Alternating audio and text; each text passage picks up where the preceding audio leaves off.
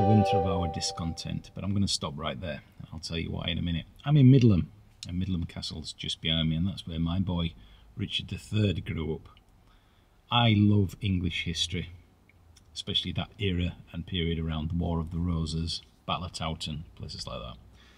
So to think that Richard grew up here as a child, it is such a strange thing. It's almost like the annals of history, the pages have been turned, a lot of it has been forgotten. And I get a real strange sensation when I come to places like this, especially knowing some of the history. And I get the same when I go to York, whenever I'm feeling in a certain way, I'm feeling down, or I want to celebrate, or York is the place for me. I genuinely feel like I've lived in York before. Yeah, I know, cuckoo. So to come here and walk in the same places that Richard was here, the servants, the musicians, the lords, all within this area, and to think we've just decimated it and modernised it, it's just, I hate it. There's no beautiful buildings anymore, everything's like glass and everything, there's no care in anything, even cars and things like that. Look at the cars from the 60s, beautifully well designed, and now everything just looks the same. Maybe I've been reincarnated in the wrong time period. But I do know from Shakespeare's Richard III, now is the winter of our discontent. I know all of it, but I'm not going to relive it here and say it, because in many ways the Richard III squology by Shakespeare was written so that he didn't lose his head. It was defamation of Richard III. I really hate the Tudors. I really hate the Tudors.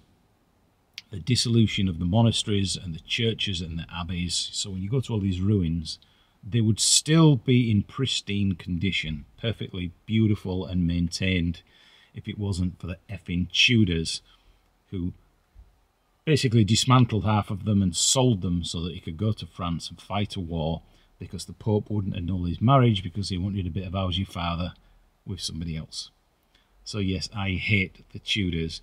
Now Richard III was the last Plantagenet king, and he was a real Englishman, a real leader. He was loved in York. That's why I wanted his body to be buried there. But he, at the battle, he was at the front. Now most kings who were reigning would stay at the back and watch the battle at the front. He didn't. He was at the front, at the fort. He got off his horse, he fought. You know this, my kingdom for a horse.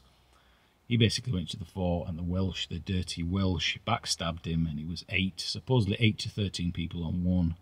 And we know what they did. They absolutely smashed our boy to bits, stripped him naked and sent him on a horse to be paraded around. Dumped him in a ditch. But that's what a true Englishman is. In the face of adversity, he went in knowing he wasn't going to win, but he wanted to fight with that heart of a lion, and that's why I really respect Richard III and I hate the Tudors. But enough waffle. Not really a main video here on the channel. I'm probably not going to take the camera in because it's not really going to interest anybody else barring me, I think, here on the channel. I've probably already spoken too much.